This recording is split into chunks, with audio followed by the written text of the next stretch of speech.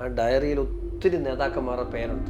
ആ ലിസ്റ്റ് എന്നെ കിട്ടി, ഞാൻ പബ്ലിഷ് ചെയ്യും. മന്ത്രിസഭ തന്നെ താഴെ പോകാൻ ചാൻസ് ഉണ്ടോ പേര് പുറത്തു വന്നാൽ? എനിക്ക് അറിയാവുന്ന പേരുകളിൽ മന്ത്രിസഭയിൽ ഒരുമാതിരിപ്പെട്ട ആളുകളൊക്കെ ഉണ്ട്. മകന്റെ പ്രതികാരം എന്നൊരു ആരോപണം മുന്നോട്ട് വെക്കുന്നുണ്ട്. ഒരു മകന്റെ പ്രതികാരം തീർച്ചയായും. പിണറായി വിജയൻ എങ്ങനെ ഈ കേസിൽ ഉൾപ്പെട്ടു എന്നൊരു ചോദ്യം എപ്പോഴും ഉയർന്നു വരുന്ന ഒരു കാര്യമാണ്. 200 കോടി രൂപ തട്ടിച്ചു എന്ന് പറയുമ്പോൾ കറക്റ്റായിട്ട് സംസ്ഥാന സർക്കാരിന് തന്നെ 26 കോടി രൂപ തട്ടിച്ചിട്ടുണ്ട്. ആ ക്രൈമിൽ 2,86,00,000 രൂപ തട്ടിച്ചിരിക്കുന്നത് മുഖ്യമന്ത്രിയുടെ സ്വന്തം മകളാണ്. കേരളത്തിന്റെ തീരദേശത്തെ കരിമണൽ അനധികൃതമായി ഖനനം ചെയ്യുന്നതിന് രാഷ്ട്രീയ നേതാക്കൾക്ക് CMR കമ്പനി കാലാകാലങ്ങളായി കൊടുത്തു വന്ന പണത്തിന്റെ ഒരു ഭാഗമാണ് മുഖ്യമന്ത്രി കൊണ്ട് ഏറ്റവും കൂടുതൽ മേടിച്ച മുഖ്യമന്ത്രിയായിരിക്കും.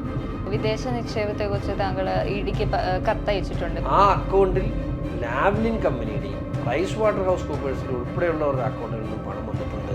ഞാനിപ്പോഴും പറയുന്നു, അത് അങ്ങനെ ഒരു കമ്പനി വീണാവിന്റെ പേരിൽ ഇല്ല എന്നുണ്ടെങ്കിൽ വീണയ്ക്കെതിരെ കേസ് കൊടുക്കട്ടെ. കമ്മ്യൂണിസ്റ്റുകാരുടെ ഒക്കെ ഒരു പ്രതിഷേധം നമ്മൾ കണ്ടു. കമ്മ്യൂണിസ്റ്റുകാരല്ല, പിണറായി വിജയന്റെ കഴിഞ്ഞ 5-10 വർഷക്കാലം പിണറായി വിജയൻ കേരളം ഭരിച്ചപ്പോൾ വീതം പറ്റിയവരുടെ കൂട്ടായ്മ, അത്രേ ഉള്ളൂ.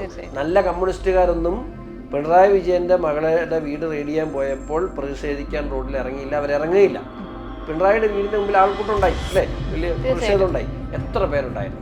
1500 കൂട്ടിക്കും. അപ്പൊ അവിടെ CPM നല്ല രീതിയിൽ സംഘടിച്ചെങ്കിൽ പട്ടാളം വന്നിട്ട് ഇവരെ കൊണ്ടുപോകാൻ പറ്റുള്ളായിരുന്നു. എന്താ സംഘടിക്കാത്തത്?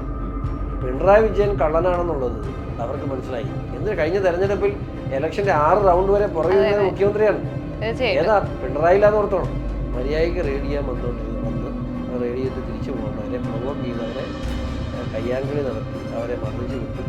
ഉദ്യോഗസ്ഥർ പൊട്ടപ്പെട്ടെന്ന സ്പീഡിലാണ് ഇപ്പോൾ കാര്യങ്ങൾ.